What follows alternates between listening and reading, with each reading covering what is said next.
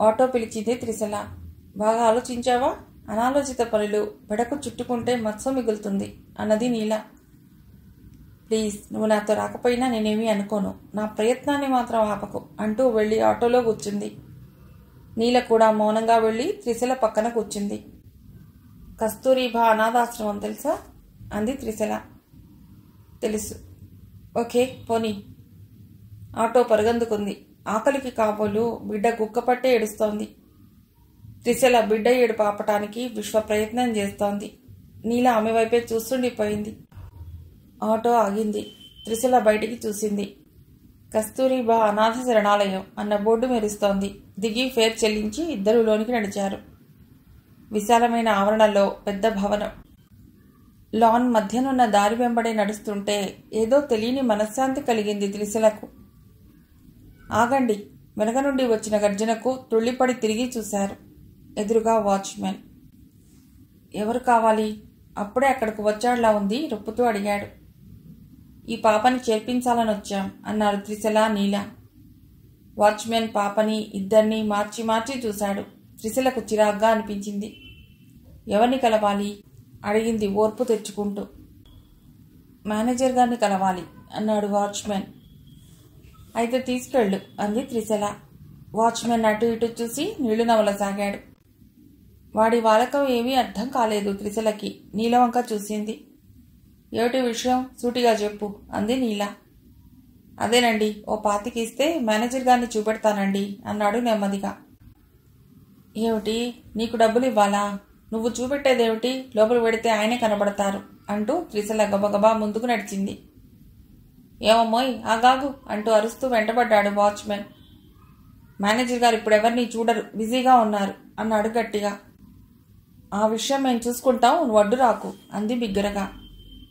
ఎంత పొగరు! నీలాంటి ఆడోళ్ళని చాలామందిని చూసా గాని బయటకు నడు అని అరిచాడు వాచ్మెన్.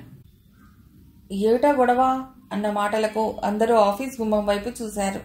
జరుగుతున్న గొడవకు మేనేజర్ బయటకు వచ్చాడు. సార్, వీళ్ళు వాళ్ళ లోపలికి పంపించు అంటూ లోనికి వెళ్ళిపోయాడు. వాచ్మెన్ ఏదో కొనుక్కుంటూ వెళ్ళిపోయాడు. త్రిశల, నీల లోనికి నడిచారు. ఆఫీస్ రూంలో ఇందాకటి వ్యక్తి కూర్చున్నాడు. ఎదురుగా టేబుల్ మీద మేనేజర్ అన్న నేమ్ ప్లేట్ ఉంది. ఆ వ్యక్తి 50-60 మధ్య వయసులో ఉన్నాడు. కళ్ళజోళ్ళలోంచి త్రిశలని, నీలని మార్చి మార్చి చూశాడు. కూర్చోండి అన్నాడు. ఇద్దరూ అతడికి ఎదురుగుండా ఉన్న కుర్చీల్లో కూర్చున్నారు. చెప్పండి. త్రిశల జరిగిందంతా పూసగుచ్చి చెప్పింది. అంతా విని త్రిశల వంక సూటిగా చూశాడు. తెల్లవారు ఆఫీస్కొచ్చిన దగ్గర నుండి ఇంటికి వెళ్లే వరకు ఇలాంటి కాకమ్మ కథలు, కబుర్లు ఎన్నో వింటూనే ఉంటాం అన్నాడు మేనేజర్. త్రిశల తెల్లబోయింది. కథలా అంది తేరుకుని. ఎస్, ఒళ్ళు తెలియకుండా తిరిగేది, బిడ్డలి కనేది, వాళ్ళని తీసుకొచ్చి మాకు కథలు చెప్పేది. ఇవాళ రేపు జరుగుతున్న భాగవతం. వాట్? అయితే ఈ పిల్లను నేను కన్నానంటారా అని అన్నది త్రిశల. నువ్వు కాకపోతే ఆమె అన్నాడు నీలను చూపెడుతూ. త్రిశల ఆవేశంగా లేచింది. కూర్చోవమ్మ నటశిరోమణి, ఇంతకీ ఈ పిల్లని ఇక్కడ చేర్చుకోవాలంటావు.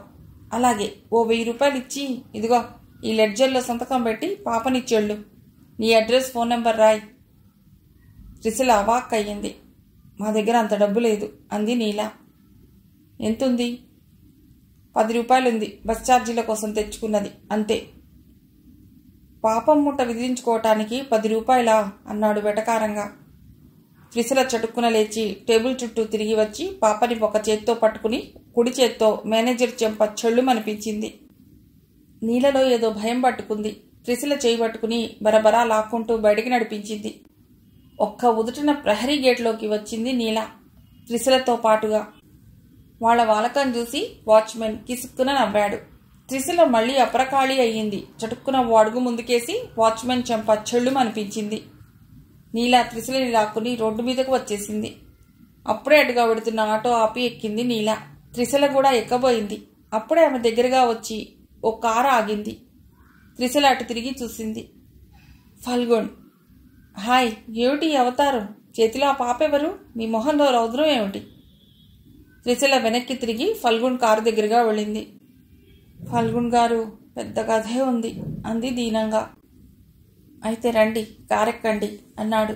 నీల ఆటో దిగి వాడికి డబ్బులిచ్చి యువతలకొచ్చింది.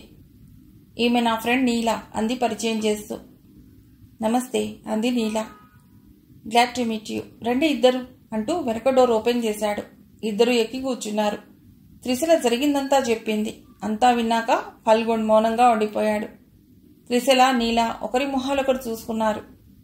మీ ఇద్దరిని అభినందిస్తున్నాను అన్నాడు ఫల్గుణ్. నాదేం లేదు, త్రిశలే డేర్ చేసింది. చొరవ తీసుకుని పాపం శరణాలయంలో చేర్పించాలని పట్టుబట్టింది. రిస్క్లో పడతావని అందరం హెచ్చరించినా తగ్గలేదు. చివరికి నేను తనకి తోడుగా వచ్చాను అంది నీల. అనుకున్నట్లు శరణాలయంలో చేర్పించలేకపోయాను అంది త్రిశల. డోంట్ వరీ, నాకు తెలిసిన శరణాలయంలో చేర్పిద్దాంలేండి. త్రిశల నీల మొహాల్లోకి సంతోషం వచ్చి చేరింది. ఫల్గుణ్ కారు లెఫ్ట్ టర్న్ తీసుకుని వేగంగా ముందుకురికింది. Vivekananda home for street children పేరు వినే ఉంటారు. విన్నాం అంది నీల. ఆ సెక్రటరీ నాకు బాగా తెలుసు. అందులో ఈ పాపని చేర్పిద్దాం. చాలా థ్యాంక్స్ కృతజ్ఞతాస్వరంతో అంది త్రిశల. దీనికి థ్యాంక్స్ ఎందుకు? మీ పని నా పని కాదా? అతడిలా అనగానే నీల టక్కున త్రిశల మొహంలోకి చూసింది. ఆమె మాత్రం సీరియస్గా ఏదో ఆలోచిస్తోంది. 5 నిమిషాల ప్రయాణం తర్వాత హోమ్ ఆవరణలోకి కారు తిరిగి ఆగింది. అంతా దిగి లోపలికి నడిచారు. ఫల్గుణ్ణి చూడగానే గుమాస్తా గబగబా వచ్చాడు. రండి సార్ అంటూ వినయంగా ఆహ్వానించాడు. సెక్రటరీ గారు ఇప్పుడు వస్తారా అడిగాడు ఫల్గుణ్. వచ్చి వెళ్ళారు సార్, అరగంట అయ్యింది. సరే, జేబులోంచి సెల్ తీసి నెంబర్స్ ప్రెస్ చేశాడు. రండి సార్, ఆఫీస్ రూమ్లో కూర్చుందిరు గాని అంటూ స్వింగ్ డోర్స్ తీసి పట్టుకున్నాడు. అందరూ లోపలికి నడిచి కూర్చున్నారు. హలో దక్షిణామూర్తి, నేను ఫల్గుణ్ణి. ఏం లేదు, ఓ పనుండి మీ హోమ్కి వచ్చాను. నేను గీతాంజలి కాలేజ్ వైపు వెడుతుంటే పక్కనే ఉన్న పొదల్లోంచి ఓ పాప ఏడుపు వినబడి ఆగి చూశాను. అక్కడ బొడ్డూడని పసికందు కనిపించింది. పాపని తీసుకుని మీ హోమ్కి వచ్చాను. కైండ్లీ ఆ పాపని జాయిన్ చేసుకోవాలి రిక్వెస్టింగ్గా అన్నాడు. చాలా థ్యాంక్స్. ఓకే, ఇస్తున్నాను అంటూ సెల్ని గుమాస్తాకు అందించాడు. గబాల్న సెల్ తీసుకుని మాట్లాడాడు గుమాస్తా. ఓకే సార్, అలాగే సార్, చేస్తాను సార్ అంటూ ముగించి సెల్ ఇచ్చాడు. ఓ లావాటి రిజిస్టర్ అందుకుని అన్నాడు. సార్, పాప వివరాలు చెప్తారా? త్రిశల ఏదో మాట్లాడబోయింది. ఫల్గుణ్ కళ్ళతోనే వారించాడు. పాప ఎక్కడ దొరికింది? ఏ టైంలో దొరికింది? ఫల్గుణ్ త్రిశల చెప్పిందంతా చెప్పాడు. పాపకు నామకరణం చేస్తారా? త్రిశల నీల ఫల్గుణ్ వైపు చూశారు. సాహితి అన్నాడు ఫల్గుణ్. చాలా బాగుంది అన్నట్లు తలలూపారు త్రిశల నీల. గుమాస్తా అన్నీ రాసుకుని ఫల్గుణ్ దగ్గర సంతకం తీసుకున్నాడు. ఆయాని పిలిచి పాపను అప్పగించాడు. చాలా థ్యాంక్స్, మేము వెళ్ళొస్తాం అంటూ లేచాడు ఫల్గుణ్. గుమాస్తా లేచి బయట వరకు సాగనంపి నమస్కరించాడు. ముగ్గురు వచ్చి కారెక్కారు. ముందుకు కదిలింది కారు. టైం 7 దాటింది. బాప్రే, కంగారుగా అంది నీల. గాబరా పడకండి, నేను తింపుతాను. మీ ఇంట్లోకి వచ్చి జరిగిందంతా చెప్తాలేండి.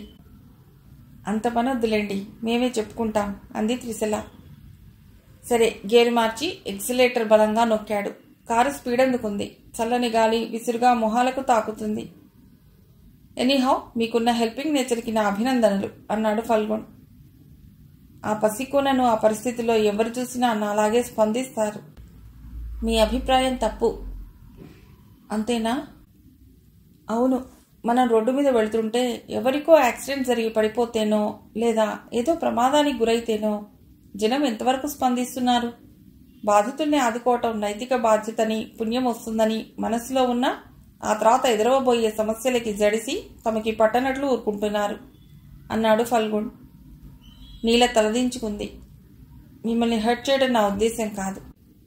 మన దేశ ప్రజలకు ఇంకా సర్వీస్ మ్యాన్ డెవలప్ కాకపోవటం ఒక కారణమైతే, జరగరానిది జరిగితే పోలీస్ స్టేషన్ చుట్టూ తిరగవలసి వస్తుందన్న భయమూ కారణమే.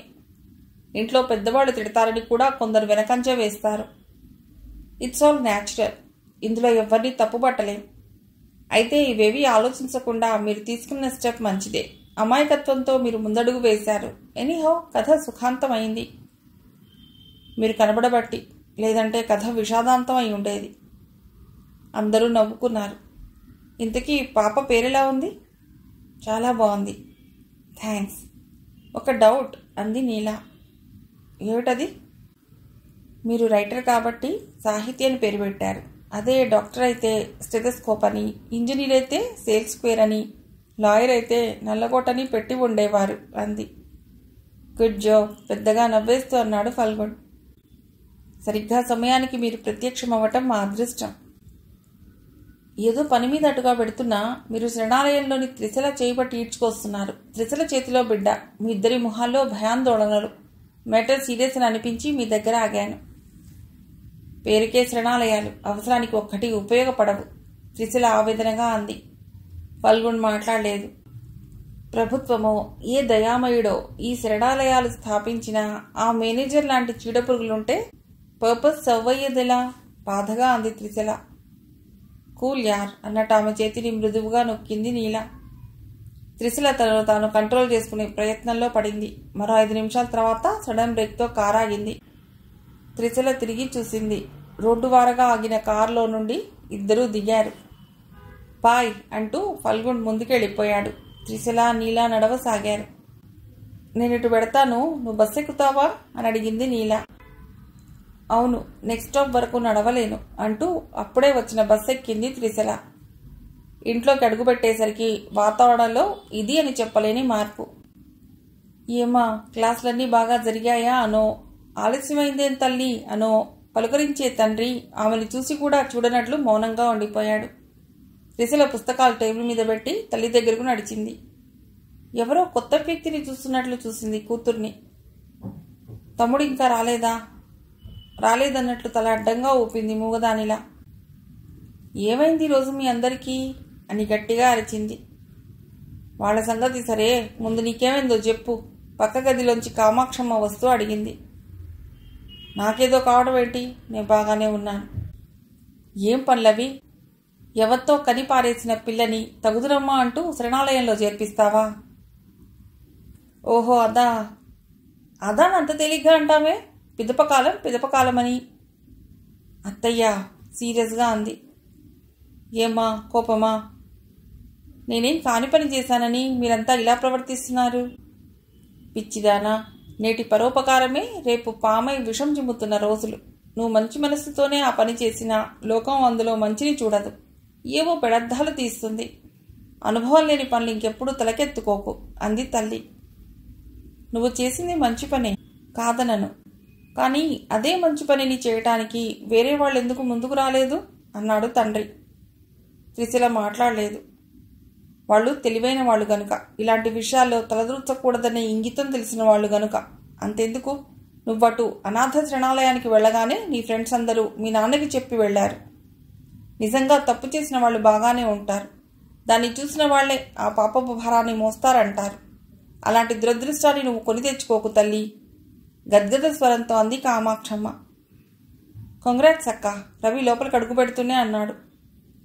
ఎందుకు? ఎవరో అనాథని శరణాలయంలో చేర్పించావట కదా. త్రిశల తల తిప్పి అమ్మ, నాన్న, అత్తలని చూసింది. వాళ్ల వదనాలు కళతప్పి ఉన్నాయి. కీపిటపక్క, మంచి పని చేశావు. ముయ్యరా నోరు. అక్క వెలగబెట్టుకొచ్చింది ఘనకార్యం, దానికి తమ్ముడి మెచ్చుకోలు దండకమును. కొన్ని గంటల్లోనే ఇది ఊరంతా పాకిపోయిందే. ఇది ఎక్కడితో ఆగదు. చిలువలు పొలవలై చివరికి ఆ బిడ్డను నువ్వే కనేసి అనాథ శరణాలయంలో చేర్పించావనేంతవరకు పెడుతుంది కర్మ. అయ్యయ్యో పెద్దవారు, మీరే అలా అంటారేమిటి? కడుపు మండిపోతుంది. కాలమెంత ముందుకు పరుగు తీస్తున్నా ఆడదాని సమస్యలు రాతి స్తంభాల్లా అలాగే ఉన్నాయి. త్రిశలకి కళ్ళల్లో నీళ్లు తిరిగాయి. మౌనంగా తన గదిలోకి నడిచింది. ఆ గుంపేమిటో అంది త్రిశల. ఏదో షూటింగ్ జరుగుతోందిట అంది నీల. అందుకేనా మన క్లాసులో కోతిమూక జాడలేదు? ఒక్క మన క్లాసే కాదు, కాలేజీలో సగం అక్కడే ఉన్నారు. కరెక్టే, అక్కడ అన్నీ మన ముఖాలే కనబడుతున్నాయి. నిజమే, అయినా నువ్వు మాత్రం అటు పోకే. అదేం? ఆ సినిమా వాళ్ళు నిన్ను కానీ చూస్తే ఇహ నువ్వు మాకు దక్కవు, అమాంతం నిన్ను ఎత్తుకుపోతారు. నోరు మూస్తావా? నన్నెందుకు ఎత్తుకుపోతారు? హీరోయిన్గా పెట్టుకుంటానికి. షటప్. అయితే నీకు విషయం చెప్పాలనుకున్నాను, చెప్పనిక. ఏ విషయం? షటప్ అయితే ఎలా చెప్పగలను? సారీ, చెప్పు. మీ గురువుగారి కారు సినిమా వాళ్ళ జనరేటర్ వ్యాన్ వెనక ఆగి ఉంది, చూడు. త్రిశల కొంచెం దూరంలో ఉన్న వాహనాల బారు వైపు చూసింది. నిజమే. త్రిశల మొహం వెలిగిపోయింది. చూసావా ఎంత విలువైన సమాచారం అందించానో. అందుకే ముందు వెనక చూసుకోకుండా నోరు పారేసుకోకూడదు. సారీ అన్నాగా. ఫల్గున్ కారు ఇక్కడ ఎందుకుందబ్బా? నిజమే, పోయి చూద్దామా? మీ ఇంట్లో ఏం చెప్పమంటావు అడిగింది నీల భయం నటిస్తూ. ఏమిటి చెప్పేది? చూసి వెంటనే ఇద్దరం వెళ్ళిపోదాం. నాకా నమ్మకం లేదు. జోకులాపి రావే బాబు. నీల చేయి పట్టి లాక్కెళ్ళింది. ఇద్దరూ షూటింగ్ జరుగుతున్న ప్రదేశానికి వెళ్లారు. జడకట్టినట్టు జనం మూగిపోయి ఉన్నారు. లోపలేం జరుగుతుందో కనబడలేదు. కాసేపు ప్రయత్నించి వెనుదిరిగారు. హలో త్రిశల, ఎవరో పిలిచినట్లు అనిపిస్తే వెనక్కి తిరిగి చూసింది. ఫల్గున్ చిరునవ్వులు చిందిస్తూ నిలబడి ఉన్నాడు. అమ్మయ్యా అంది నీల. ఏమిటి అడిగాడు ఫల్గున్. అక్కడ మీ కారు చూసి మీరుంటారు కదా అని వచ్చాం. కానీ ఈ పద్మం వ్యూహంలోకి చొరబడలేక వెనుదిరిగా. ఇంతలో మీరొచ్చారు. అలాగా. నేనే ఈ సినిమాకి కథ మాటలు రాశాను. రండి, మిమ్మల్ని డైరెక్టర్ గారికి పరిచయం చేస్తాను. అతను నా ఫ్రెండ్. అబ్బే వద్దండి, సినిమా వాళ్ళ పరిచయాలు కావాలని నాకుండదు.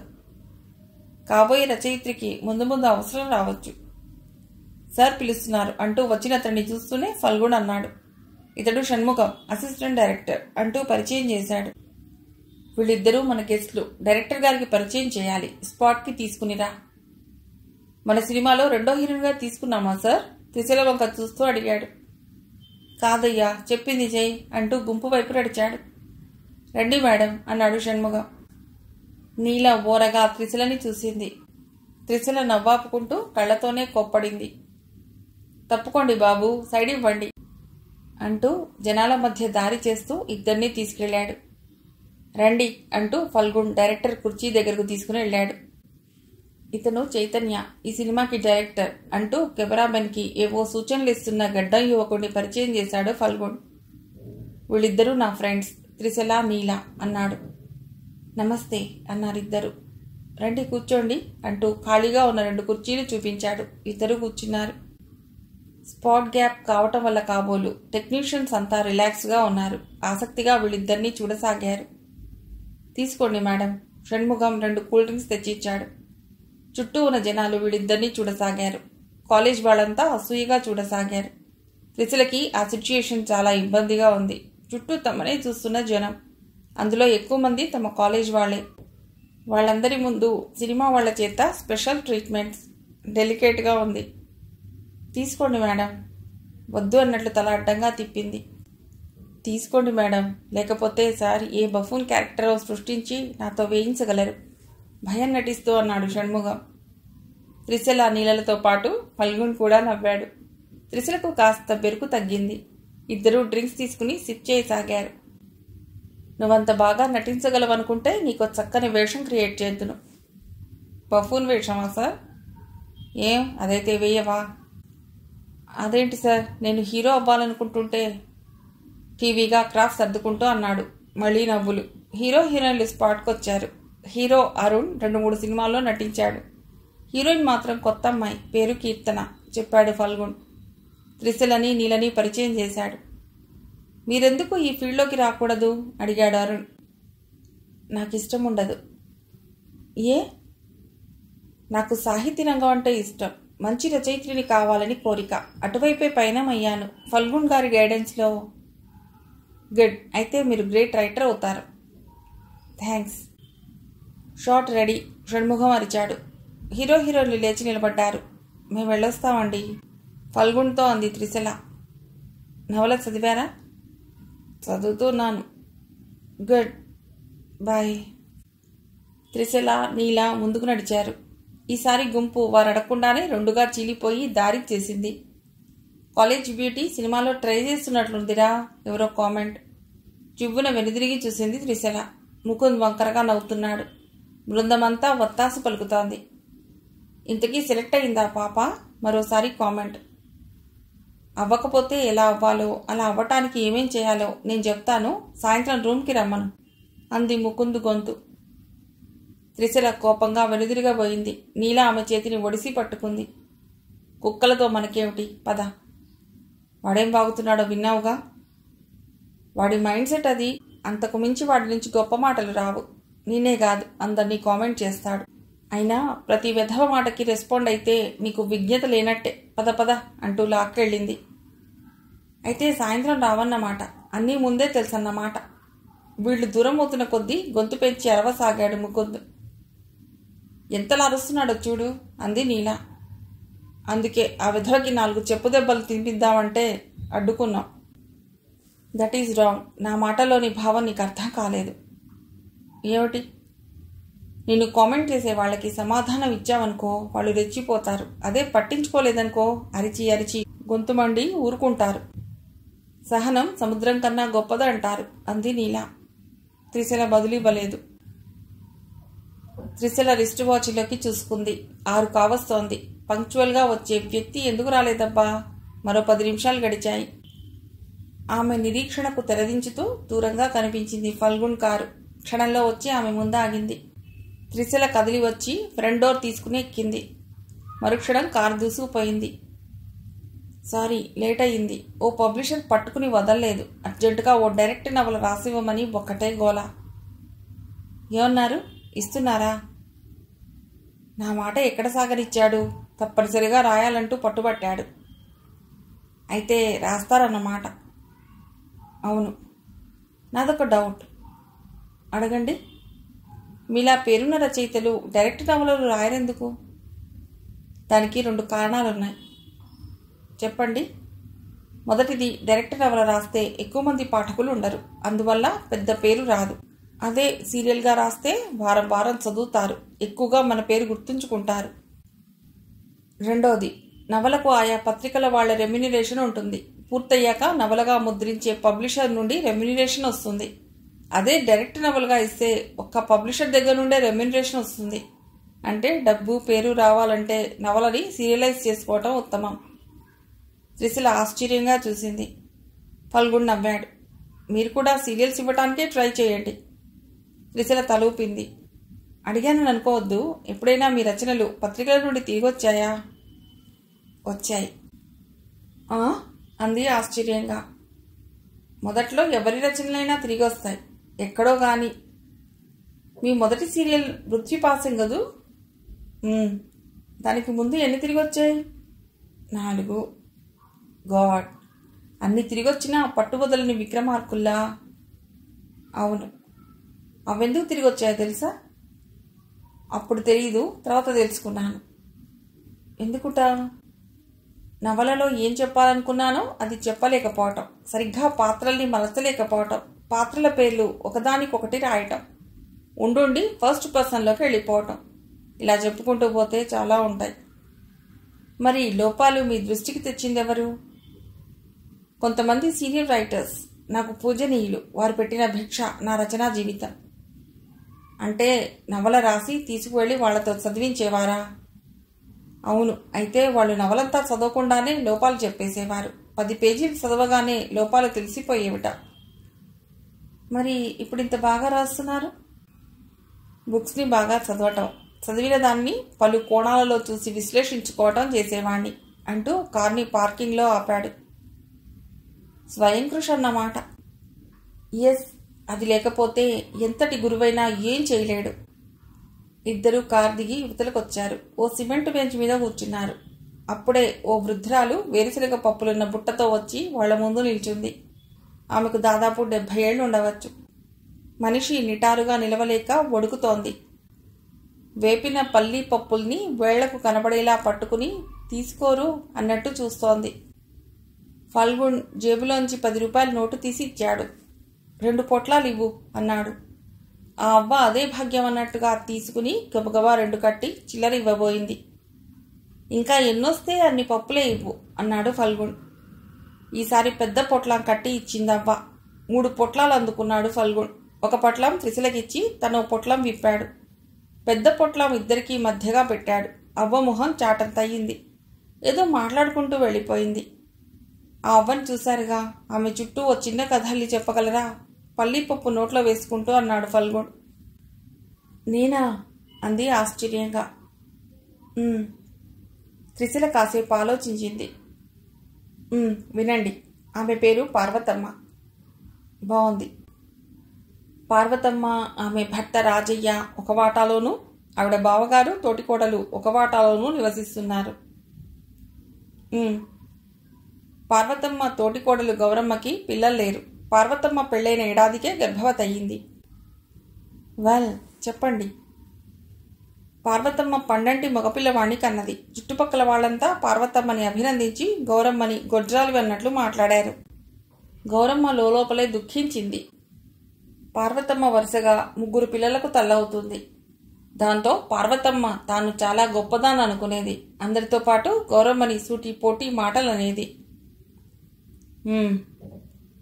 ఒకానొక రోజు గౌరమ్మ గర్భవతి అవుతుంది.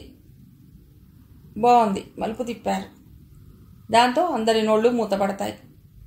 పార్వతమ్మ తన ఆధిక్యత కోల్పోయినట్లు ఫీల్ అయ్యింది. గౌరమ్మకి కూతురు పుట్టింది. పావని అని పేరు పెట్టింది. అప్పటికి పార్వతమ్మకి కాస్త ఊపిరొచ్చినట్లు అయ్యింది. తను మగపిల్లల తల్లిగా గర్వపడసాగింది. ఫల్గుణ్ నవ్వాడు. త్రిశల ఆగింది. ఎందుకు నవ్వారు? మీకున్న సామాజిక స్పృహకి.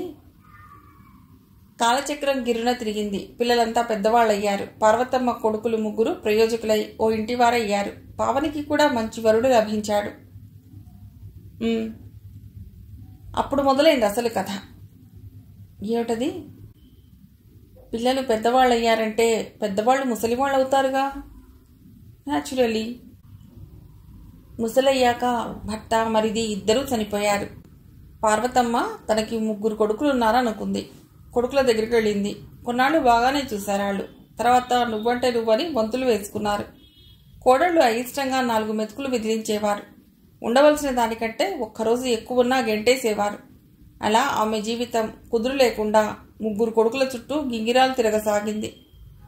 ఇక గౌరమ్మ సంగతొస్తే, ఒక్కదానివే ఇక్కడే ఉంటావు, మాకు పెద్ద దిక్కుగా ఉంటావు, వచ్చేయి అని పావని తీసుకెళ్ళింది. కూతురు అల్లుడితో కలిసి హాయిగా జీవితం సాగిస్తోంది. పార్వతమ్మ మాత్రం కొడుకులు కోడళ్ల దగ్గర మనశ్శాంతి కరువై బయటకు వచ్చేసి ఇలా పల్లీలు పప్పులు అమ్ముకుంటూ బతికిడుస్తోంది. హలో, కథలా ఉంది? చాలా బాగుంది. మీలో క్రియేటివిటీకి కొదవలేదు. Very nice. మీరు తప్పక చక్కటి రచయిత్ర అయి తీరుతారు, దానికి సందేహం లేదు. Thank you. అయితే మన పల్లి పార్వతమ్మ విలన్ అంటారు. చాచా, ఏదో కథ చెప్పమన్నారని అలా చెప్పాను. నిజానికి ఆమె ఎలాంటిదో మనకేం తెలుసు? నిజమే. పార్వతమ్మని పాజిటివ్గా చూపిస్తూ చిన్న కథ చెప్తాను. చెప్పండి అంది ఉత్సాహంగా త్రిశల. ఫల్గుణ్ చెప్పసాగాడు. పార్వతమ్మకు వాళ్ళ అత్త కొడుకుతోనే పెళ్ళయింది. పెళ్ళైన ఏడాదికే ఆమె మగబిడ్డకి జన్మనిచ్చింది. కానీ ఆ బిడ్డ పురుట్లోనే మరణించాడు. కొన్నాళ్లకు మళ్ళీ గర్భవతి అయింది. ఈసారి మగబిడ్డ. మళ్ళీ ఈ బిడ్డ చనిపోయాడు. పార్వతమ్మ గుండెల విసేలా రోధించింది. అందరూ ఓదార్చారు. 3వసారి మగబిడ్డను కన్నది. పార్వతమ్మ బిడ్డకేమవుతుందోనని భయపడ్డది. కానీ ఈసారి అదృష్టం బాగుంది. బిడ్డ బతికి బట్టకట్టాడు. పెద్దవాడై ప్రయోజకుడయ్యాడు. ఆ చుట్టుపక్కల అందగాడిగా పేరుపడ్డాడు. తండ్రికి చేదోడు వాదోడుగా వ్యవసాయం చేసేవాడు. ఉన్నట్టుండి ఒకరోజు హఠాత్తుగా మాయమయ్యాడు. అయ్యో పాపం.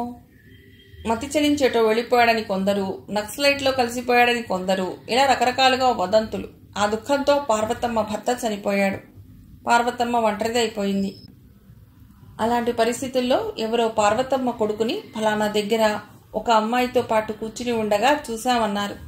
అంతే, పార్వతమ్మ మాతృహృదయం ఆనందంతో కట్టలు తెంచుకుంది. ఆ చోటుకెళ్లి ప్రతి జంటని నిశితంగా గమనించడం ప్రారంభించింది. కొడుకు కనిపించలేదు. కానీ చుట్టుపక్కల వాళ్ళు మాత్రం ఎవరి ముసల్ది అలా చూస్తోంది, పిచ్చిదేమో అన్న మాటలు అనసాగారు. అందుకని ఈ పల్లి వ్యాపారం పెట్టి అమ్ముకుంటూ ప్రతి జంట దగ్గరకు వెళ్ళి తన కొడుకుని వెతుక్కోసాగింది. ఆగాడు ఫల్గుణ్. ఎలా ఉంది కథ? త్రిశల నుండి జవాబు లేదు. మిమ్మల్నే అంటూ పక్కకి చూశాడు. కనుచీకట్లో మసక కాంతిలో త్రిశల మోములో భావాలు స్పష్టంగా కనిపించటం లేదు. కానీ ఏడుస్తున్నట్లు అర్థమైంది. త్రిశల, ఏడుస్తున్నారా? Very bad. మరీ ఇంత సెన్సిటివ్ అయితే ఎలా? ఏమో, మీరు చెప్పిన కథ పల్లీలు అమ్ముకుంటూ ఆ ముసలి చూపు గుర్తుకొచ్చి దుఃఖం వచ్చేసింది. మీరిలా ఏడుస్తూనే ఉంటే పార్వతమ్మని విలన్లా చిత్రిస్తూ ఇంకో కథ చెప్తా. వద్దొద్దు, మంచి కథ విన్న అనుభూతి ఉండనివ్వండి. ఇంతకీ నేను ఇచ్చిన నవల చదివారా? టాపిక్ మార్చాడు ఫల్గుణ్. చదివాను. త్రిశల తిరిగి చైతన్యవంతమైంది. ఎలా ఉంది? చాలా బాగుంది. పాత్రలు, అదే క్యారెక్టరైజేషన్ బాగా గమనించారా? ఏమో, అంత పరిశీలించలేదు. నవల ఏకబిగిన చదివించేసింది. అయితే మరోసారి చదవండి. ఈసారి పరిశీలనాత్మకంగా చదవండి. డైలాగ్స్ ఎంతో సహజంగా ఉంటాయి. పాత్రల ప్రవేశం, వాటి నిష్క్రమణ పాఠకుడిని కుదుపులకు గురి చెయ్యదు. ఆ టెక్నిక్ పట్టుకోవటానికి ప్రయత్నించండి. అలాగే.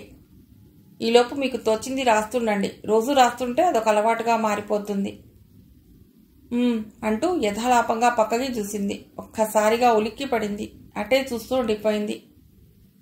అప్పుడే త్రిశలను దాటుకుని ముందుకు ఇసుకలోకి పెడుతోంది ఓ జంట. వాళ్ళు త్రిశలను చూడలేదు. ఇద్దరూ చాలా సన్నిహితంగా ఒకరి చేతులు ఒకరు పట్టుకుని వెళ్ళి ఓ చోట కూర్చున్నారు. ఏమిటలా చూస్తున్నారు? అబ్బే, ఏం లేదు. నన్ను చెప్పమంటారా? చెప్పండి చూద్దాం.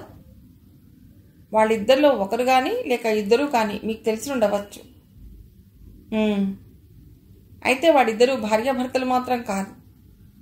సంభ్రమంగా చూసింది త్రిశల. ఎలా చెప్పగలిగారు? జస్ట్ పరిశీలన. నిజంగా భార్యాభర్తలైతే అలా వాపిలిగొట్టులాగా చేతులు పెనవేసుకుని నడవరు. కొత్తగా పెళ్ళైన వాళ్ళు కావచ్చుగా. వాళ్ళ వయస్సు కొత్తగా పెళ్ళైనట్లు చెప్తోందా? త్రిశల బిత్తరపోయింది. మావలెస్, మీరు చెప్పింది నిజమే. అతను ఉండేది మా వీధిలోనే. ఏదో వ్యాపారం చేస్తున్నాడు. అతడి పేరు శంకర్రావు. ఆవిడ అతడి భార్య కాదు. వీధిలో ఎంతో మంచివాడిగా ఘనత వహించిన ఇతడు పరాయి స్త్రీతో చెట్టాపట్టాలేసుకుని తిరుగుతుంటే మతిపోతోంది. ఈ రోజుల్లో ఇవన్నీ సర్వసాధారణం. 190% ఇంతే. మీ అబ్జర్వేషన్ అమోఘం. రైటర్ అన్నాక అంతే. రైటరే కాదు, క్రియేటర్స్కి, ఎవరికైనా పరిశీలన అనే పదం దినచర్యలో ఒక భాగం. త్రిశల తలదిప్పి చూసింది. అప్పటి వరకు ఆమెనే చూస్తూ ఏదో చెప్తున్న శంకర్రావు చురుక్కున మొహం తిప్పేసుకున్నాడు. మీ వీధి మన్మధుడు మిమ్మల్ని చూసినట్లున్నాడు. బహుశా ఇక్కడి నుండి విచారణ ఎత్తేయొచ్చు అన్నాడు ఫల్గుణ్. త్రిశల మాట్లాడలేదు. అటు చూడండి. త్రిశల చూసింది. శంకర్రావు ఏమీ తెలియని వాడిలా ఒంటరిగా వెళ్ళిపోతున్నాడు. ఆ స్త్రీ వేరే దిక్కుకు నడుస్తోంది. ఇక్కడికి వచ్చేటప్పుడు మిమ్మల్ని చూసినట్లు లేదు గురుడు. తీరా చూశాక పలాయనం చిత్తగించాడు. చీకటయింది, వెడదామా అంది త్రిశల.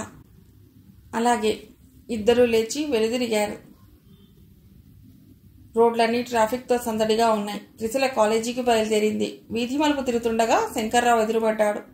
త్రిశల వైపు అదోలా చూస్తూ ముందుకెళ్ళిపోయాడు. అతడెప్పుడూ అలా ప్రవర్తించలేదు. ఆ పెడసరం చూపులేంటి?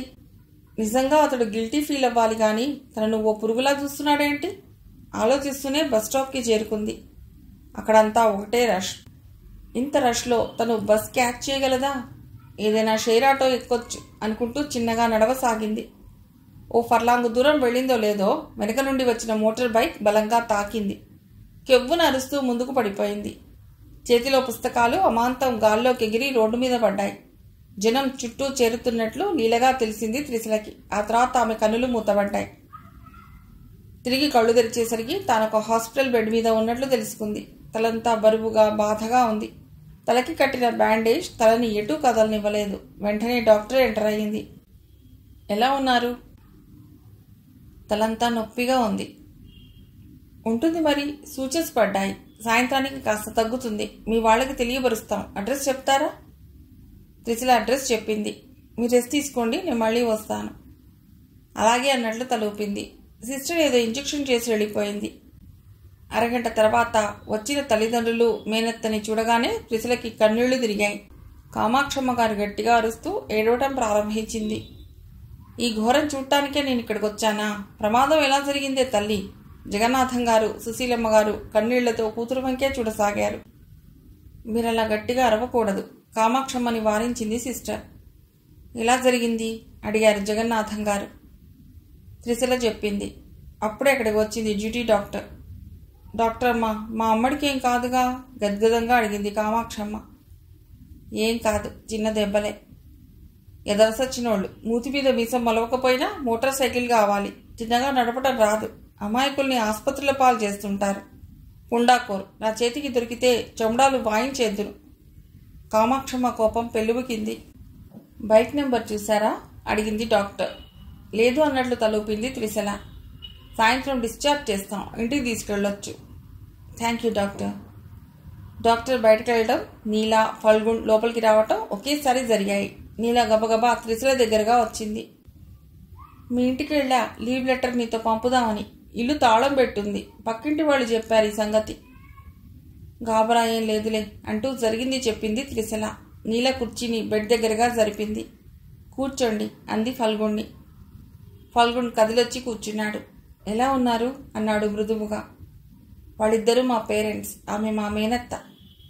వీరు ఫల్గుణ్ గారు, పెద్ద రచయిత. పరస్పరం పరిచయం చేసింది త్రిశల.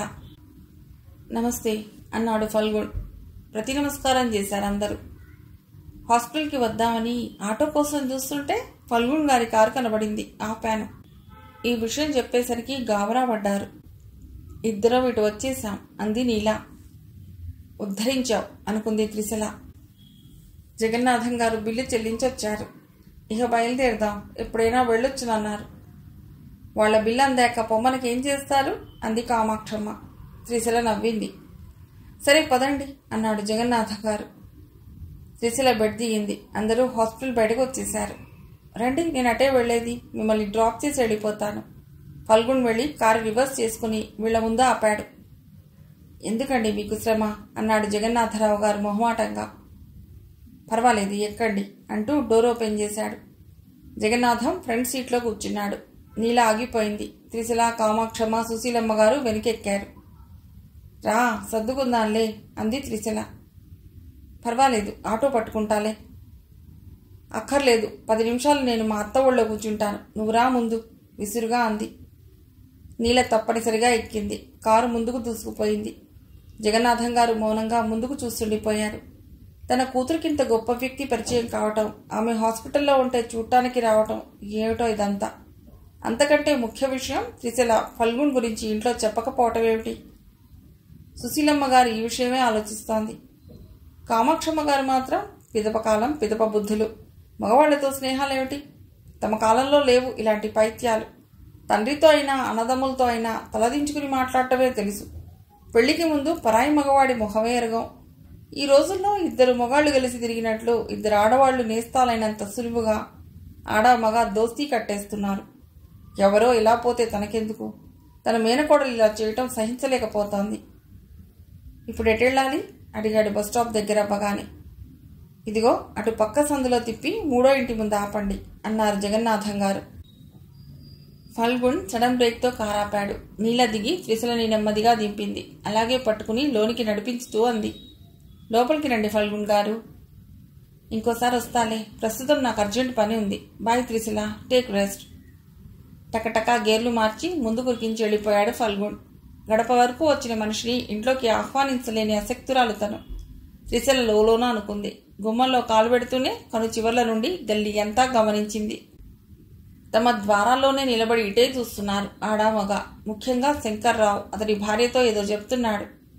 ఆవిడ ఆశ్చర్యంగా వింటూ బుగ్గలి నొక్కుంటూ బుర్రాడిస్తోంది. త్రిశల నిట్టూర్చింది. నెమ్మదిగా వెళ్లి మంచం మీద పడుకుంది. నీల అక్కడే ఉన్న కుర్చీలో కూర్చుంది. ఏమిటి మీ అత్త కేకలు పెడుతోంది? చేశావుగా ఘనకార్యం. నేనేం చేశాను? ఫల్గుణి హాస్పిటల్కి ఎందుకు తీసుకొచ్చావు? నేను రారమ్మని తీసుకొచ్చానా? సమయానికి కనిపించారు, చెప్పాను. విన్నాక రాకుండా ఉండగలరా? అత్తయ్య కేకలు అందుకే మరి. అంత పెద్ద రచయిత హాస్పిటల్కి వచ్చి నిన్ను చూశాడంటే ఘనంగా భావించాలి గాని చిటపటలాడతావేమిటి? అతడు మగాడు గనుక. ఓ అదా అంది తేలిగ్గా. నీకేం తెలుసు నా సిచ్యుయేషన్? రేపైనా తెలిసేదే కదా. ఏమిటి తెలవటం? నువ్వు త్వరలోనే త్రిశల ఫల్గుణ్వి కాబోతున్నావు కదా. నీలా అంది కటువుగా. నీల బిత్తరపోయింది.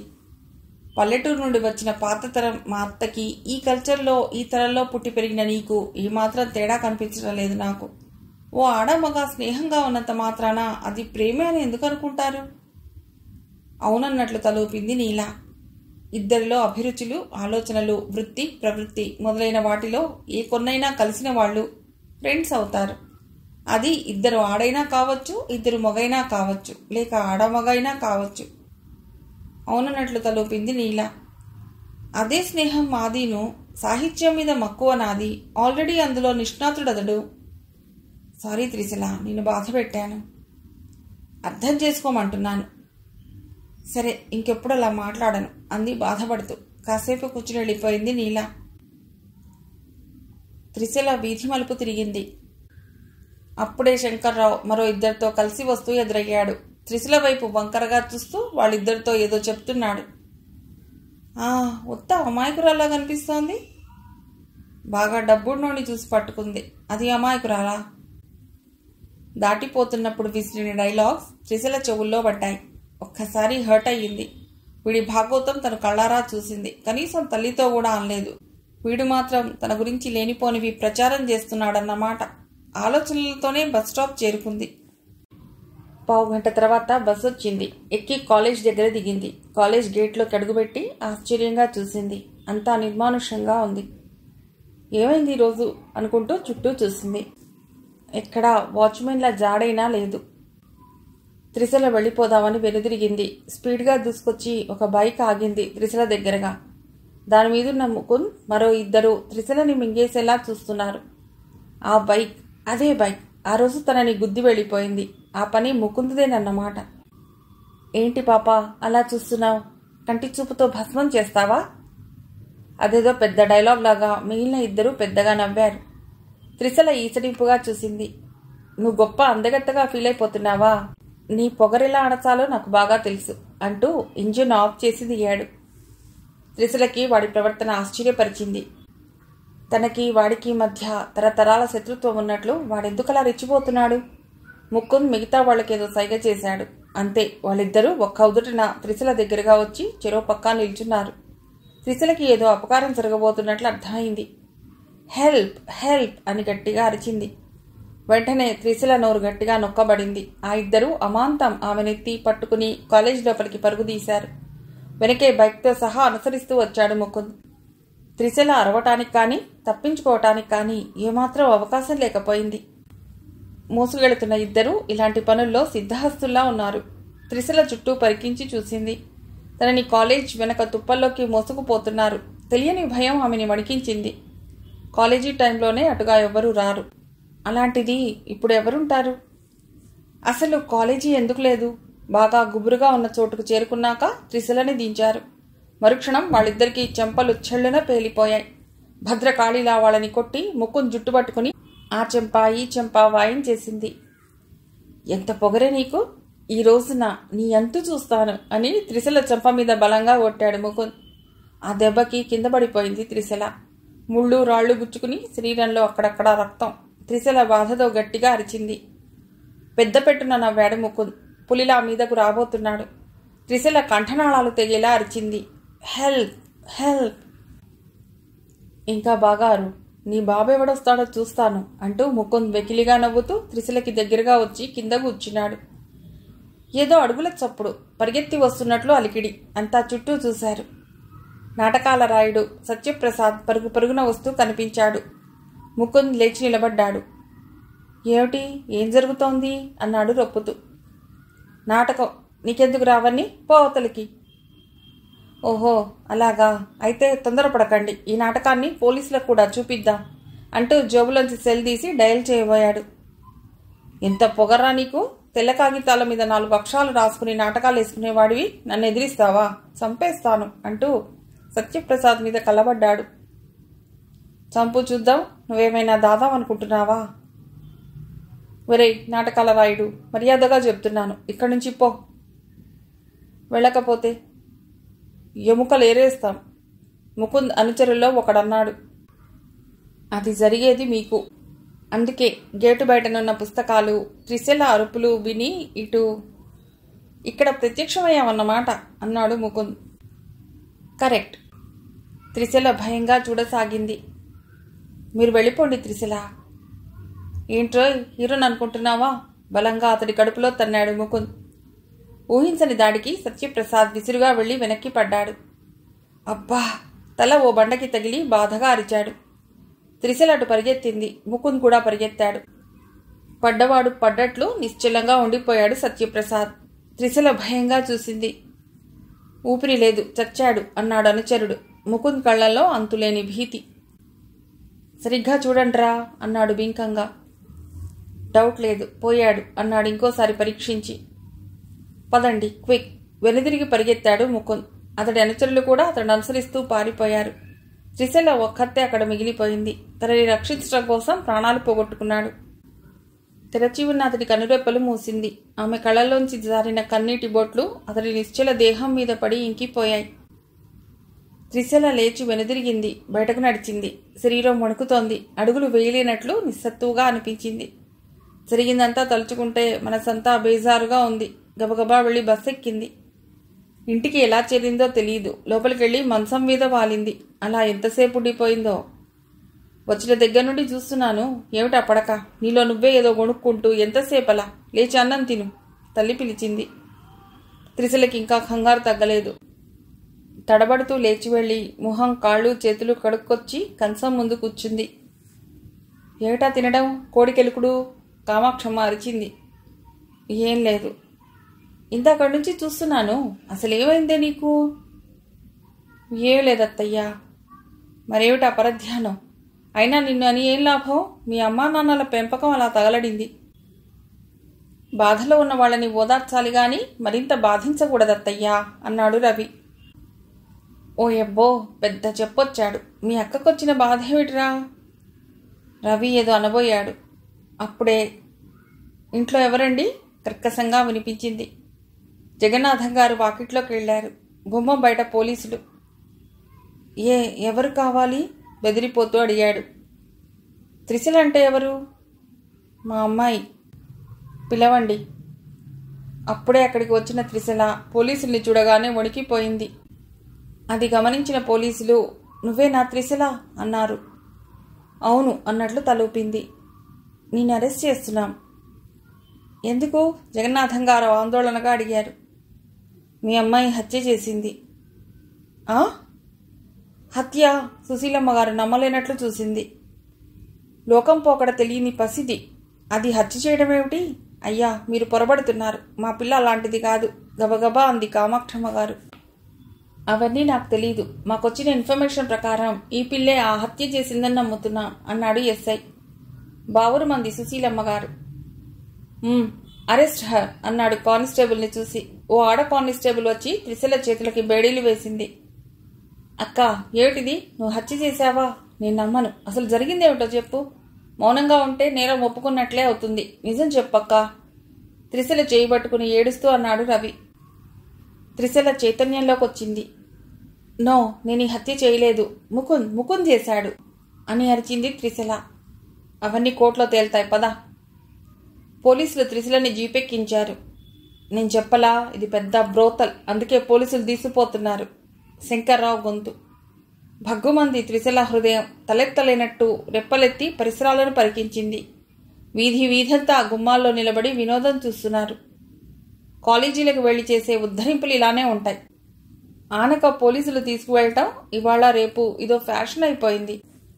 ఇంకా ఏవేవో డైలాగ్స్, సన్నాయి నొక్కులు. ఎందుకు, ఏమిటి, ఎలా, ఎప్పుడు, అబద్ధమా నిజమా లాంటి విషయాలకు ఎవ్వరూ ప్రాధాన్యం ఇవ్వకుండా పైశాచికానందంతో చూస్తున్న వారి నుండి జీప్ కదిలింది. మర్నాడు పేపర్లన్నింటిలో సంచలన వార్త, ఫోటోలతో సహా. యువకుడిని హత్య చేసిన కాలేజీ యువతి, ప్రియుడి ప్రాణాలు తీసిన ప్రియురాలు, యువత పెడదోవకిదో పరాకాష్ట. 4th టౌన్ పోలీస్ స్టేషన్ ముందాగింది ఐకాన్. దిగి లోపలికి నడిచాడు ఫల్గుణ్. ఎవరు కావాలి సార్? సెంట్రీ అడిగాడు. ఎస్ఐ గారిని కలవాలి. ఉన్నారు, లోనికి వెళ్ళండి. ఫల్గుణ్ గుమ్మం దాటి లోనికి నడిచాడు. గుడ్ మార్నింగ్ దీక్షిత్ గారు. Good morning. మీరు? మిమ్మల్ని ఎక్కడో చూసినట్లుంది. నా పేరు ఫల్గుణ్, నవలా రచయితను. ఎస్, మీ ఫోటోలు పేపర్లో, మ్యాగజైన్లలో చాలాసార్లు చూశాను. Please take your seat. లేచి షేక్ హ్యాండ్ ఇస్తూ అన్నాడు. Thank you. ఫల్గుణ్ కూర్చున్నాడు. ఏమిటిలా వచ్చారు? త్రిశలని ఒకసారి కలుసుకోవాలని. ఆమె మీకేమవుతారు? ఫ్రెండ్. ఇంకా చెప్పాలంటే తను నన్ను గురువుగా భావించి రచనల విషయంలో మెళకువలు నేర్చుకుంటూ ఉంటుంది. చాలా మంచి అమ్మాయి. ఆమె మహిళా పోలీస్ స్టేషన్లో ఉంది. ఎస్ఐ మునెమ్మగారు ఉంటారక్కడ, అక్కడికి వెళ్ళండి. థ్యాంక్ యూ, వస్తాను అంటూ ఫల్గుణ్ బయటికి వచ్చాడు. 10 నిమిషాల్లో అతని కారు మహిళా పోలీస్ స్టేషన్ ముందు ఆగింది. కారు నెమ్మదిగా రివర్స్ చేసి ఓ చెట్టు నీడలో ఆపాడు. దిగి లాక్ చేసి యువతలకొచ్చాడు. మరో చెట్టు నీడలో కూర్చున్న జగన్నాథం గారు, సుశీలమ్మ గారు, కామాక్షమ్మ గారు, రవి ఫల్గుణ్ణి చూడగానే లేచి యువతలకొచ్చారు. ఇక్కడున్నారేంటి? ఎస్ఐ గారు ఇప్పుడే వచ్చారట, కొంచెం ఆగి లోపలికి వెళ్ళమన్నది సెంట్రీ. అలాగా అంటూ అతడు వాళ్లతో ఆగిపోయాడు. దూరంగా ఆటో దిగిటే వస్తున్న నీల కనబడింది. మీరొచ్చారా? Thank God. పేపర్ చూసి నమ్మలేకపోయాను. మాకేదో సిని పట్టుకుందమ్మా, అందుకే ఈ తిప్పలు అంది కామాక్షమ్మ గారు. అతడెవరు? అడిగాడు ఫల్గుణ్. సత్యప్రసాద్ అని మాకు సీనియర్, నాటకాలు రాసి ప్రదర్శిస్తుంటాడని అందరూ నాటకాలు రాయడం అంటారు. మంచివాడేనా? చాలా మంచివాడు. అసలు అతడికి మాకు పరిచయాలు లేవు, నాటకాల ద్వారా తెలుసు, స్టేజి మీద చూడటమే. మరి వార్తలు ఎలా వచ్చాయేమిటి?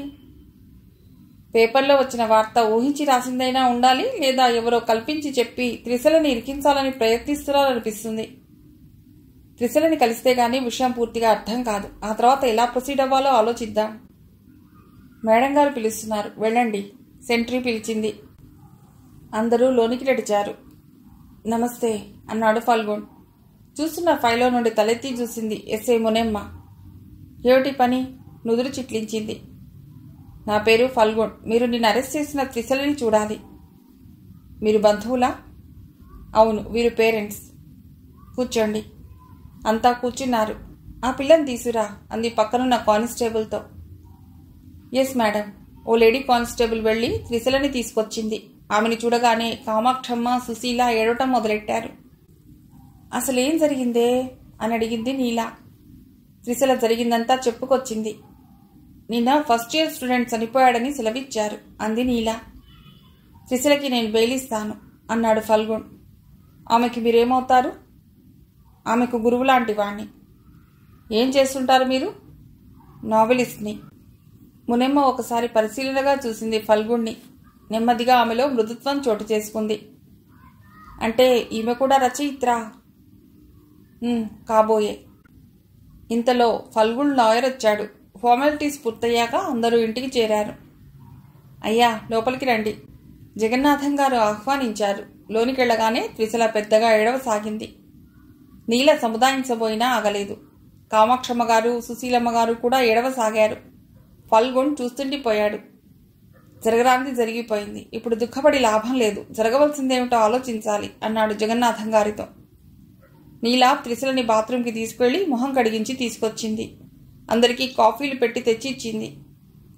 అసలు ఆ ముఖ్యంకి మీ మీద కక్ష ఎందుకు? ఓ రోజు మేమంతా ఓ చోట కూర్చుని ఉన్నాం. అప్పుడు ఏదో జోక్ పేలింది. అందరం నవ్వాం. ఆ సమయానికి ముకుంద్ అటుగా పెడుతూ ఆగి నా వంక ఉరిమి చూస్తూ వెళ్ళాడు. వాణ్ణి చూసి నవ్వాడనుకున్నాడో ఏంటో. అప్పటినుంచి నా మీద పగబట్టాడు. ఎక్కడ కనిపించినా వెగిలి వాగుడు మొదలెట్టాడు. నేను పట్టించుకోలేదు. ఆ మధ్య బైక్తో గుద్దింది కూడా వీడే అనుకుంటున్నాను.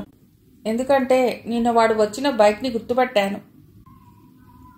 అయితే మీ మీద పోలీస్ కంప్లైంట్ ఇచ్చింది కూడా వాడే ఉంటాడు అన్నాడు ఫల్గుణ్. బాబు, మమ్మల్ని గండం నుండి ఎలాగో గట్టెక్కించండి బాబు అంటూ జగన్నాథం గారు ఫల్గుణ్ 2 చేతులు పట్టుకున్నారు. నేను ఇప్పుడే వెళ్ళి మా లాయర్తో అన్నీ మాట్లాడతాలేండి, మీరేం వరీ కావద్దు. త్రిశలకి ధైర్యం చెప్పండి అంటూ లేచాడు. మీ మేలు మరవం బాబు, చేతులు జోడించాడు. మీరు, త్రిశల, నీలా కూడా నాతో రండి. అందరూ వెళ్లి కారెక్కారు. ఫల్గుణ్ లాయర్కి తాను వస్తున్నట్లు ఫోన్ చేశాడు. 10 నిమిషాల్లో లాయర్ విశ్వనాథ్ ఇంటికి చేరారు. రండి, మీకోసమే చూస్తున్నాను అన్నాడు విశ్వనాథ్. అందరూ కూర్చున్నారు. త్రిశల అంతా పూసగుచ్చింది. ఆ ముకుంద్ స్నేహితుల్ని పట్టుకోగలిగితే కేసు ఇట్టే వెళ్ళిపోతుంది. వాళ్ళకి పోలీస్ మర్యాద చేయిస్తే అసలు విషయం అక్కేస్తారు అన్నాడు లాయర్. కానీ వాళ్ళని ముకుంద్తో తిరిగే జట్టులో ఎప్పుడూ చూడలేదు.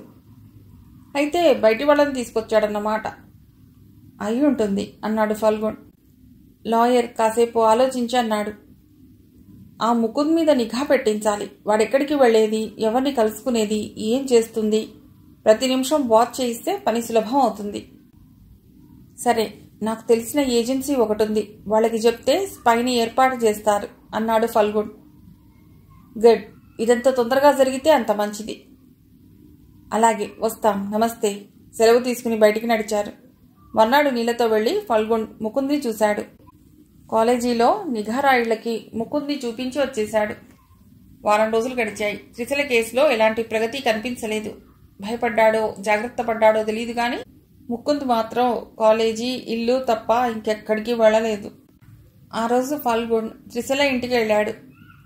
రండి, త్రిశల ఆహ్వానించి కూర్చోబెట్టింది. ఇంట్లో అందరూ నమస్కారం చేసి పలుకరించారు. ఫల్గుణ్ రిస్ట్ వాచ్లో టైం చూసుకున్నాడు. 9 దాటింది. కోర్టు వాయిదా ఈరోజేగా అన్నాడు. అవునన్నట్టు తలూపింది త్రిశల. దేవుడికి కూడా మా మీద దయలేదు. చెయ్యని నేల నెత్తిమీదికొచ్చింది. కామాక్షమ్మ కళ్ళు తుడుచుకుంది. ఊరుకో అత్తయ్యా అన్నాడు రవి. టక్ టక్ బయట నుండి చప్పుడు. జగన్నాథం గారు కంగారు పడుతూ వెనక్కి తిరిగి ఫల్గుణ్ణి చూశారు. ఏమిటా అని ఫల్గుణ్ లేచి యువతలకొచ్చాడు. ఎస్ చెప్పండి అన్నాడు ఫల్గుణ్.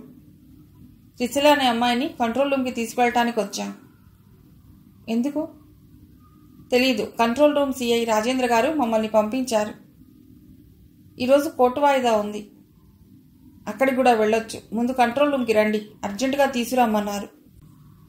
పదండి అన్నాడు ఫల్గుణ్. ఎలాంటి బతుకులు ఎలా అయిపోయాయి. పాడుగాలం దాపురించింది పాడుగాలం అంటూ స్వగతంలో అనుకుంది కామాక్షమ్మ గారు. 2 లేడీ కానిస్టేబుల్స్తో వెళ్లి జీపెక్కింది త్రిశల. చిచి, సంసారాల మధ్య ఇలాంటి జాతి ఉంటే మన పిల్లలు కూడా పాడవుతారు. భ్రమరాంబ మాటలు అందరికీ వినిపిస్తున్నాయి. త్రిశల కళ్ళ వెంట నీళ్లు జలజల కారాయి.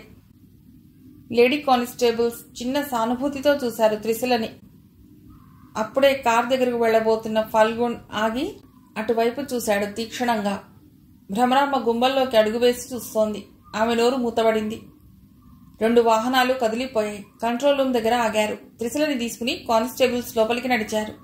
ఫల్గుణ్, జగన్నాథం గారు కూడా వాళ్ళని అనుసరించారు. త్రిశల అంటే ఈ అమ్మాయినా? ఎత్తుగా బుర్రమీసాలతో ఉన్న మధ్య వయస్కుడు ఎదురొచ్చాడు. Yes sir. రండి అంటూ చకచకా నడిచాడు. త్రిశల, కానిస్టేబుల్స్ అతడు అనుసరించారు. అతడు సరాసరి వెళ్లి పోలీస్ కమిషనర్ ఛేంబర్ ముందు ఆగాడు. అక్కడున్న సెంట్రీ లేచి శాల్యూట్ కొట్టాడు. ఆ అమ్మాయి వచ్చిందని చెప్పు అన్నాడు సెంట్రీతో. పదండి అంటూ లోపలికి నడిచాడు సిఐ రాజేంద్ర. అంతా అతని వెనుకే వెళ్లారు. అక్కడ దృశ్యం చూసి బొమ్మలా అయింది త్రిశల. కమిషనర్ ముందు చేతులు కట్టుకుని నిలబడి ఉన్నాడు ముకుంద్, అతడి అనుచరులు 2. VS Rao, commissioner of police అని రాసున్న నేమ్ ప్లేట్ టేబుల్ మీద కనిపిస్తోంది. వీడే ముకుంద్ అంటే. వాళ్ళిద్దరూ ఆనాడు నన్ను తుప్పల్లోకి ఇడ్చుకెళ్లిన వాళ్ళు. ఫల్గుణ్తో నెమ్మదిగా అంది. ఫల్గుణ్ వాళ్ళ వంక నిశ్చితంగా చూశాడు. ముగ్గురు ఒకలాంటి భయంతో ఉన్నట్లు వాళ్ల మొహాలే చెప్తున్నాయి. త్రిశల నువ్వేనా? సిపి అడిగాడు. అవునండి. అసలేం జరిగింది?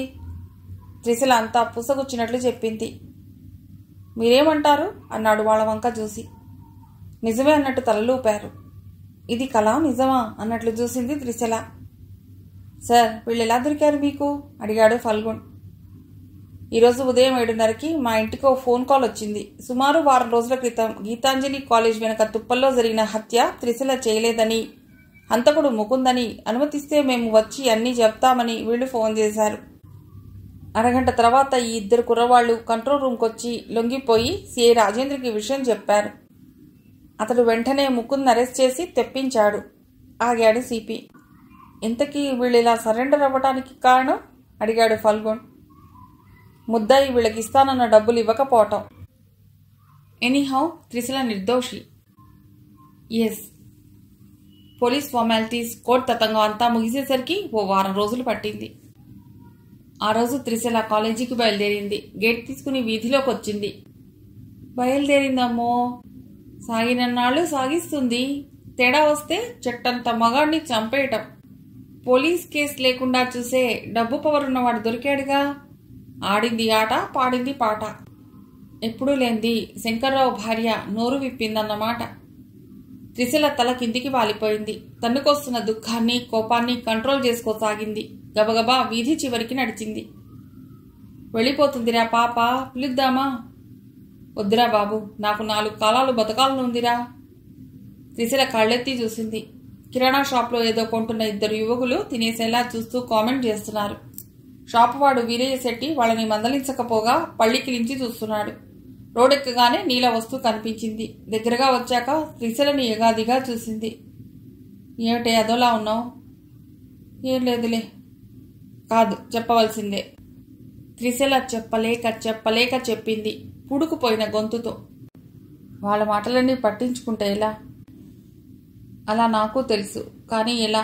ఈ ఈటెలు వచ్చి బలంగా గుచ్చుకుని నా గుండెల్ని గాయపరుస్తున్నాయే. నిజమే, బాధిస్తాయి. కానీ అదే ఆలోచిస్తూ మనస్సు పాడు చేసుకుంటే ఏం లాభం? అసలు ఇదంతా ఏమిటి? నేనేం నేరం చేశానని? నువ్వేం చేయలేదు, కానీ పరిస్థితులు అలా వచ్చాయి. మరి ఏమిటా పరిస్థితులు? నేరం చేశాననుకున్న చట్టం నిజం తెలుసుకుని నన్ను విడుదల చేసింది. జనం మాత్రం చిత్రహింసలు పెడుతున్నారు. ఏడ్చే వాళ్ళని మరింత ఏడిపించడం మానవ నైజం. వాళ్ళకి తలవంచక ముందుకు పోవటమే. పక్కనే స్లో చేసిన కారును చూసి ఆగిపోయారిద్దరు. ఎక్కండి, మీ కాలేజ్ వైపే వెళుతున్నా, దించేస్తాను. రావే. నీల బ్యాక్ డోర్ తీసి ఎక్కి జరిగింది. త్రిశల యాంత్రికంగా ఎక్కి డోర్ మూసింది. కారు ముందుకు దూసుకుపోయింది. కంగ్రాట్స్ ఫల్గుణ్ గారు, హఠాత్తుగా అంది నీల. ఎందుకు అన్నాడతడు. ఈరోజు పేపర్లో చూశానులేండి. అదా, థ్యాంక్స్. ఏమిటి అడిగింది త్రిశల. ఈరోజు నగరంలోని సాహిత్య సంస్థలన్నీ కలిసి ఫల్గుణ్ గారిని సన్మానిస్తున్నాయి. అలాగా, కంగ్రాట్స్. ఇక్కడ కాదు, ఇప్పుడు కాదు అన్నాడు ఫల్గుణ్.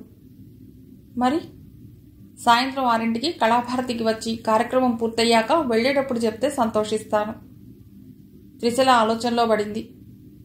6ంటికి కార్యక్రమం మొదలైతే 9 దాటుతుంది. ఇంట్లో ఏం చెప్పాలి? అసలే ఇప్పుడున్న పరిస్థితుల్లో. ఏమిటి ఆలోచిస్తున్నారు? అబ్బే ఏం లేదు. అయితే కాలేజ్ అవ్వగానే ఇంటికి వెళ్ళి పెద్దవాళ్లతో చెప్పి కాస్త ఫ్రెష్ అయి వస్తాం అంది నీల. సరే. కాలేజ్ దగ్గర కారు ఆగింది. ఇద్దరూ దిగారు. బాయ్. కారు వెళ్ళిపోయింది. త్రిశల, నీల ఆవరణలోంచి క్లాస్ రూమ్ వైపు నడవసాగారు. దీపాలు వెలిగే, పరదాలు తొలిగే, ప్రియురాలు పిలిచే రావోయి. ఎవరిదో కామెంట్, అటు చూడకు అంది నీల. ఈరోజు కాలేజీ వెనుక కార్యక్రమం 5:30కి. అందరూ విచ్చేసి జయప్రదం చేయవలనని మనవి. పాత్రలు, పాత్రధారులు, నాటకాల రాయుడు, కాలేజ్ బ్యూటీ, అనౌన్సర్లా అభినయిస్తూ ఒకడు. అక్కడంతా పెద్దగా నవ్వారు. త్రిశలకి వేట కొడవలి తీసుకుని ఒక్కొక్కరిని తెగ నరకాలనిపించింది. కంట్రోల్ తప్పిపోతోంది క్షణక్షణానికి. ఏయ్, ఎప్పుడైనా హత్య చేశావా? అమ్మో లేదే. ఏ? కేసు మాఫీ చేయించేంత పెద్దవాళ్ళని పట్టుకోలేదు. గొల్లున నవ్వులు. త్రిశల విసురుగా తిరిగి చూసింది. డిగ్రీ ఫైనల్ ఇయర్ అమ్మాయిలు. బాబోయ్, ఎలా చూస్తుందో! మనల్ని చంపుతుందేమో. భయపడకు, అది మగవాళ్ళని మాత్రమే చంపుతుంది. మళ్ళీ గలగలా నవ్వులు. పద, ఆగి వాళ్ళని చూస్తామేమిటి? వాళ్ళు చూడు, మగవాళ్ల కంటే దారుణంగా అంటున్నారు వేలగా అంది త్రిశల. అందుకని ఆగిపోయి మరీ వినాలా? అదే వాళ్ళకి మరింత అలుసు. ఈ టార్చర్ నేను భరించలేను. ఈ నిందలు పడే కంటే చావటం మేలు. చచ్చి సాధించేదేం లేదు. ఈ నరకం నుండి విముక్తి పొందాలి. నీకింత స్వార్థమా? ఏమిటి నువ్వనేది? నీ మానాన నువ్వు పోతావు. అందువల్ల మీ పెద్దవాళ్లకు రంపపు కోత మరింత ఎక్కువవుతుంది. బిడ్డ పోయి, పరువు పోయి వాళ్ళేం బతకగలరు? అంటే క్షణక్షణం చస్తూ జీవించమంటావా? కుక్కల్లాంటి మనుషుల మాటలకు విలువనిచ్చి బాధపడకూడదు. కుక్కల్లా అనకే, అవి సిగ్గుపడతాయి. నక్కల్లా అను, సరిపోతుంది. నిజమే. త్రిశలకు పాఠాలు చెవికెక్కలేదు. అన్యమనస్కంగా ఉండిపోయింది. కాలేజ్ అయ్యాక రోడ్డు మీదకొచ్చి ఆటో కోసం చూడసాగారు. నాటకాలు రాయడి కోసమా? ఎవరో కామెంట్ చేశారు. వాడి ఆత్మ వస్తుందిలే, దాన్ని కూడా చంపేకు. శరీరానికి చావున్నది, ఆత్మకు చావు లేదు. ఆత్మ అగ్నిలో కాలదు, నీటిలో తడవదు. ఆత్మ నిత్యం, ఆత్మ సత్యం. ఎవరో గంభీరంగా అన్నారు. త్రిశలకి ఆ మాటలు వినబడకూడదన్నట్లు నీల ఏవేవో చేస్తోంది. దగ్గరగా వచ్చి ఆగింది కారు. త్రిశల ఉలిక్కిబడి చూసింది. ఫల్గుణ్ తెల్లటి దుస్తుల్లో మల్లె పువ్వులా మెరిసిపోతున్నాడు. ఎక్కండి. మౌనంగా ఎక్కారిద్దరు. మీరెందుకండి వచ్చారు? అంది బాధగా త్రిశల.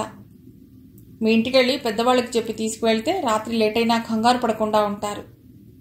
నిజమే అంది నీల. ఇవాళ్టితో గురుడి పని అవుట్. ఎవరో అరిచారు. మనల్నేనా కామెంట్? అవును అంది త్రిశల. ఇలాంటివి కేర్ చేయకూడదు. నేను అదే చెప్తున్నానండి అంది నీల. నేను అదే అనుకుంటున్నాను, కానీ నా వల్ల కావటం లేదు అంది త్రిశల. నా వల్ల కాదు అని మీకు మీరే సజెషన్ ఇచ్చుకుంటే మీ మైండ్కి అదే ఫీడ్ అయిపోతుంది. దాంతో బ్రెయిన్ మొత్తం బాడీని ఆ సజెషన్కి అనుగుణంగానే తయారు చేస్తుంది. అప్పుడు మీరు ఆటోమేటిక్గా దానికి బానిస అవుతారు. చిన్న విషయాన్ని కూడా భరించలేనంత డెలికేట్గా తయారవుతారు. త్రిశల మౌనంగా ఉండిపోయింది. మనసుని అదుపులో పెట్టుకుంటే మనం ఏం కావాలంటే ఆ విధంగా తయారవ్వగలం. ఇక మీదట మీరు ఒక్క క్షణం కూడా ఖాళీగా ఉండకూడదు. ఏం చేయమంటారు? ఏదైనా చదవండి లేదా రాయండి. ఇలాంటి టైంలో కష్టమే అంది నీల. సరే, ఫంక్షన్ అయ్యేలోపు మిమ్మల్ని మీరు గెలవగలిగే మార్గం కోసం ఆలోచిస్తాను. మిగిలిన కథ తర్వాతి భాగంలో.